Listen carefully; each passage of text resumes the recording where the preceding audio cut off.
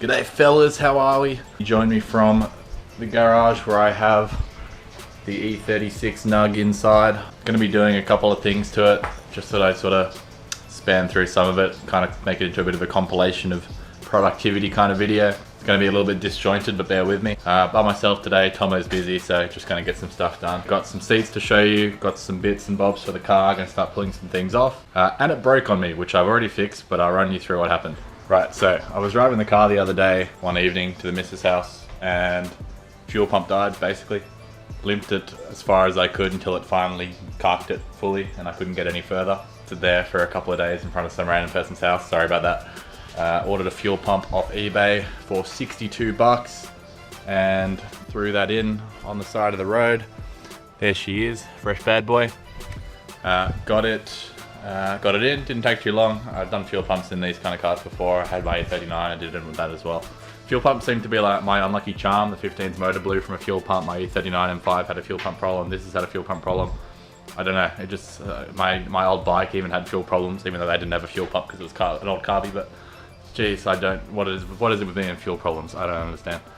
Anyway, the clamp on the end of the hose was a bit of a annoyance. BMW used those stupid one-use clamps, so I went to Bunnings and just got a new hose fitting and everything, and it's all beaut now. So I was just putting that in. The reason I have the car up on stands, however, is that I have some other parts. One thing I have in this box that I'll show you is a heat gun and the various bits and bobs required to make a guard roller. I need to roll the guards on this, obviously. It's gonna get lower than it is now, at least at the front. The back's pretty low already, but I'll either be getting new wheels or spacers for these ones and stuff. So this lip, I don't know if you can see it, but it's about that big. That's not gonna work. It's already had the odd bit of rub, as you can see, but surprisingly it's not been too bad considering how dumped it is at the back. You know, a guard roller was like 50 bucks with the heat gun included, so, and I'll probably use it on other cars in the future, so I thought I'd just buy it, and this would be a good car to do some practice on, because if I fuck it up, I won't care. You may have caught them in the background of our last video. I got some Sparco Evos. So these are pretty old seats. They're not in the best condition, as you can see. The covers are a bit worn, but structurally they seem pretty good.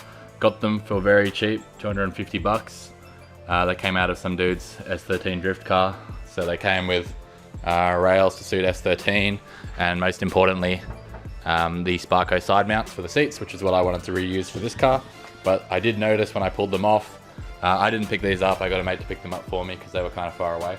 But when I took them off the back of the seat, now that I got them home, I don't know if you can tell, but old mate's welded a panel in to kind of offset the side mounts a bit lower, so that's kind of annoying. I'm gonna have to get the grinder out. Probably steam clean them and just sort of see how the covers come up. I don't need to be too precious about these. Obviously it's going in a $450 car, but if it does give me any problems, I know you can buy new covers for not terribly expensive.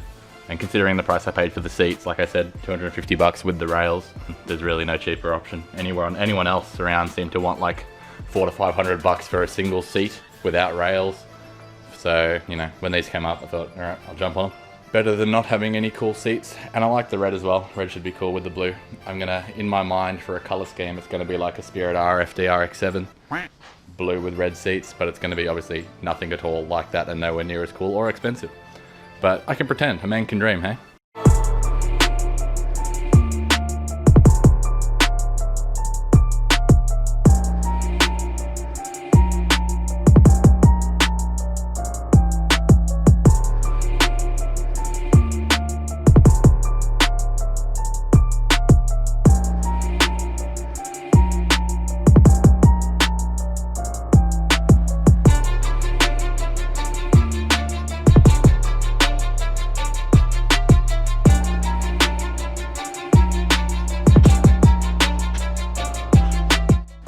So just took the seat out, fun fact, found a couple of moldy dollars, some weird clip and some Scandinavian rolling paper ready for smoko, and some looking used chewing gum.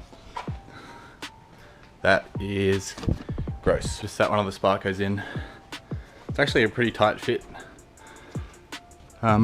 This panel, I've seen a lot of cars actually, they have to take this off to get the seats to fit with the winglets, but Generally speaking, it should be alright once it's mounted up. Obviously it'll sit a little bit higher. Probably this will be about here, so won't be quite as noticeably bad, but looks cool. I rate it. Took my roof lining out. When I bought the car, it was already hella sagging, and I was getting tired of that resting on my head while driving, so that had to come out regardless. I do plan to street drive the car a little bit, and obviously if it rains it's going to be like really loud without anything on the roof there, but I don't know, I might just leave it how it is with the little sound deadening panels, or maybe I'll rip these off and put some Dynamat in the roof there and leave it at that. That might be a good solution. Keep it a little bit quieter without adding too much weight. Bloody hell, these stock seats weigh so much, like half the car's weight I think is in these seats. The other thing I did was I got some C-spanners. My research told me that Petter's coils were basically BC V1s rebranded to some extent. My S15 has BC coilovers, so I thought that the spanners I had from those would hopefully fit the collars. That was ambitious thinking, they're actually kind of different. So I bought some Petter's specific ones, they're nubs on them. I don't know if that's a technical term, but they're a little bit smaller, so hopefully that'll fit, and I can now lower the front more and fix the preload in the rear because the shock is a bit too long for how the spring setup was that we put in. A quick update, guys. Got a bit dark, but managed to fix the preload in the rear shocks, managed to lower my front coils. As you can see, it's quite a bit lower now in the front. E36s have a bit of a weird body shape in that if you match the front and rear from like a spring height perspective, the front will look a bit too low, just the way the body lines are. So I left the front a little bit higher compared to the rear so that it looks nice and symmetrical. A bit hard to tell from in the garage, but when I get it out in the sun, hopefully it'll look nice. In terms of the interior, I stripped out headliner for now, all the door cards. Back seat is kind of out. I did take the passenger seat out just to test fit this Sparko and see how it seemed. I need to take off the B pillar panels, I think, just to fit the edges of the seat because they stick out a little bit too far, but that's not a problem. Guy was supposed to come around to buy a few of my interior parts, but apparently he's actually looking for coupe parts, so unfortunately didn't get to sell anything today. But I'll be trying to sell some of this stuff just to get out of the way, because as you can see from the other side of the garage here, I have lots of parts. Interior pieces are very consuming. I don't want to trash them and throw them out because they're not in terrible condition. Just because I'm converting this car for track use doesn't mean someone else can't save their street car with them, so trying to be careful with some of the parts off this car because they're not terrible. Anyway, that's going to call it for today. We'll rejoin another day. I didn't get to use my guard roller, got too late, but I'm hoping that because I'm running stock wheels, that hopefully doesn't rub too much until I get around to guard rolling, hopefully next weekend. So yeah, I'll catch you guys later. Peace out.